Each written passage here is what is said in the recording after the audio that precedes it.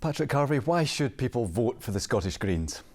Well, people have seen in the last year or so genuinely terrifying news about the state of the world that we're living in. The first year in which we've seen a sustained 1.5 degree rise in global temperatures since pre-industrial levels, ongoing conflict and turbulence around the world.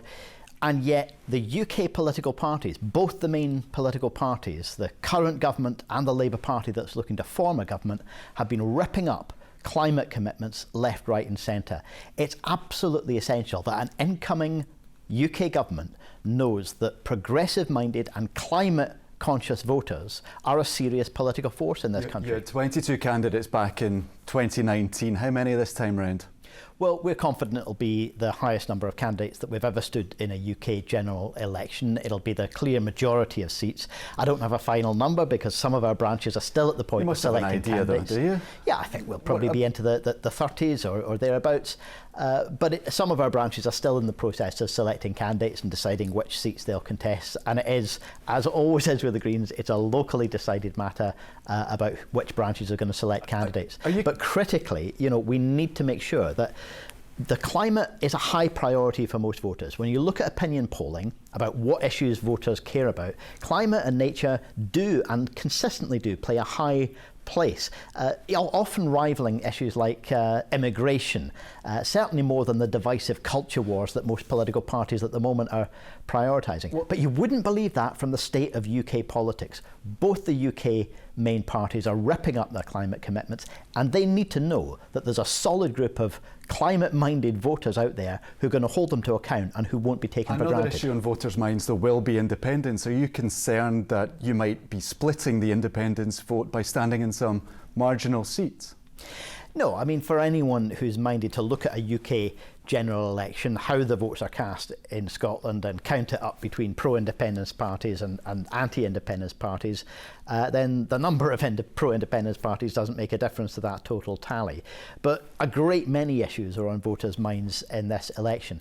The critical thing about arguing for independence is about making the case, making the reasons why. Support for independence has hovered around about the 50% mark for a long time, so we've still got a lot of work to do to reach out to those who are open to it but not yet persuaded. But also, it's not really about having a pro-independence majority in the way people cast their votes, because we've done that time and time and time again at Westminster elections and at Scottish Parliament elections. A pro-independence majority has been elected repeatedly. So it's about establishing a demand on the UK political landscape to respect that democratic principle. But realistically, though, the best you can hope for is to save your deposit in these seats, though, isn't it?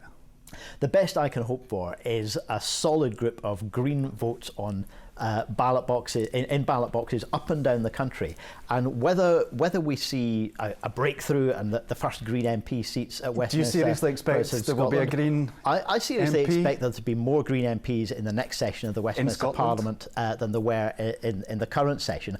But whether you don't expect any Scottish Green MPs. Whether we were to make that breakthrough in Scotland or not, every Green vote is a vote for pressure on an incoming UK government. They need to know, look, just the way the far-right parties have exerted influence on the current Tory government and dragged it toward the far-right. You got 2% in the Rutherglen by-election. Do you seriously expect you can build on that to get an MP? I'm confident that we'll build on our previous track record, but the point I'm 601 votes. The point I'm making is that every progressive-minded voter, every voter who priorities climate and nature and the survival of the living world around us, should be a powerful force in this country. The far right have been doing this. They've been dragging the Tory party onto their toxic territory by exerting influence, not by winning seats. Greens, I think, will win seats. Whether in Scotland or not, I don't know, but every Green vote helps to put pressure on an incoming UK government to say progressive values matter, the climate emergency matters, and that those voters who want those issues to be treated seriously by an incoming government won't be taken for granted. If you look at your record in government, you've been in government since 2021, if you look at your record, you've actually trashed the government's record with some of your key policies. We're looking at the deposit return scheme, I think gender Jack reform, trashed that one. highly protected marine areas. Look, the idea that we simply give up on issues about environmental protection, climate and nature, or anything else because the UK government wants to undermine and sabotage our work. HPMAs was nothing to do with the UK government, though, was it? Yeah, clearly there's more work to do to consult with communities and to bring people with us. In communities that have seen marine policies, though, from the Scottish Greens that have all had to be ditched. Marine protection actually put in practice. They see great benefits and they see public support growing for that. That's the work that we have to do, of laying that groundwork of public support.